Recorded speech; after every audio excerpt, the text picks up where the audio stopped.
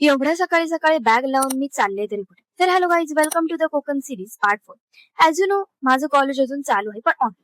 So त्यासाठी सकाळी 7 वाजता मी पप्पांना घेऊन जाते नेटवर्क, कारण माझ्या घरी मला नेटवर्क सुद्धा मिळत नाही. सो त्यासाठी मला गावाच्या स्टार्टिंगला जायला लागतं. तिथे जाऊन लॅपटॉप ओपन केला तर तो डेड. पायाला बँडेज लावली कारण मला सगळीकडे चप्पल लागली, पण नंतर समजलं लेक्चरच उगाच एवढं लवकर.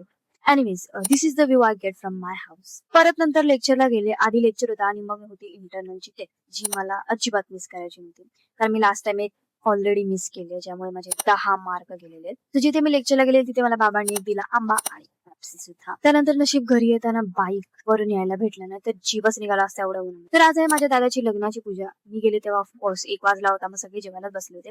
आणि हे आमच्या सावंत कुटुंबाचं मेन घर, मोठं घर, आणि इथेच सर्व कार्यक्रम होत असतात. संध्याकाळी होती महिलांची मीटिंग, कारण उद्या आहे आमच्या वाडीची पूजा. कधी चहा न पिणारी मी आज चहा पिते. आता सर्व तयारी करत होते उद्याची, आणि मी चालले होते नेटवर, कारण कॉलेजचे जरा अपडेट्स हवे होते.